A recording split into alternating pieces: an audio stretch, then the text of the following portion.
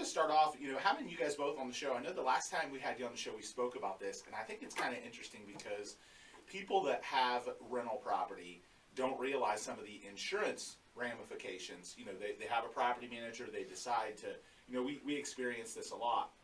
A consumer comes in and says, hey, I want to sell my home. We look at the numbers. Oh, it's not quite worth as much as we'd like. All right, well, we can't sell it for that, so let's rent it for a year or two. We obviously refer them to Paul. Paul goes and rents them in 13 seconds flat.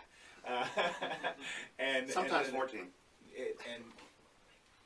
And again, so, sometimes they get rented really fast, sometimes, whatever. But nonetheless, it's important to understand the insurance ramifications of that side of things, right, Richard? It's different when you have a rental property versus your home you're occupying. Yeah, it is, and we see that quite a bit, just like you mentioned. And usually what happens is they go and they hire a property manager, and the property manager rents the house just like you said, and they don't change anything. And things have greatly changed once you rent out a house in the eyes of the insurance company. And people think that if I tell my insurance representative that I've rented the house out, bad things are going to happen, and my insurance rates are going to go up, and so I don't want to tell my insurance representative because I don't want to pay that extra insurance. And a lot of times they're surprised to find out that maybe their insurance rates won't go up. A lot of times they don't go up because, yes, we have to change the insurance policy, but now we don't have to insure all the belongings inside the house, because most of the times you move those belongings out so that your renters can move their belongings in. So yes, it's a different policy, but it's not going to be more money a lot of times. And that's naturally what the consumer is usually afraid of. They're afraid of, let's just not tell the insurance company because we think it's going to cost us more money. Right, our rates are going to go way up. But the reality is that that's not the case. Right.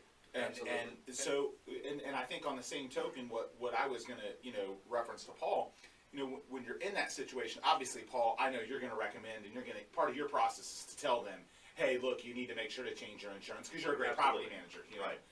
But there's a lot of people out there that maybe are working with a not so great property manager, or they just don't know, or they're attempting to do it on their own and they don't know the difference. Exactly.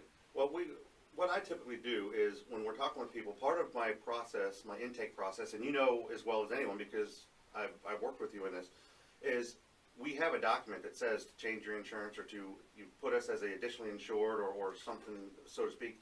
But the key thing that I tell the person is certain insurance companies, Richard, you can verify this, certain insurance companies, once you tell them that it's going to be a rental property and it's vacant, a lot of times they can be dropped because a lot of insurance companies don't want to insure don't want the liability, property. Right, but there's others that'll pick it up. Right, so what I tell them to do is let's get a signed lease, and then you can tell them, hey, I've leased this property, and they're going to ask. And you're going to lease it pretty quick anyway. I'm going to lease it quick, right. So we have the lease in place, and if the insurance company, which in almost all cases do ask for the lease, we've got a valid lease that's signed and a tenant's moving in the next couple of days. But a lot of the things that I tell the customer, the owner of the home, is you definitely want to change your homeowner's insurance policy to a dwelling policy, and you want to ensure that there is public liability coverage in there, so that if the tenant does cause harm, let's say they have a dog, it might be a beagle, who knows, but that dog or their kids are covered in the liability policy as well. Right. And I think, again, it's just about making a smart business move.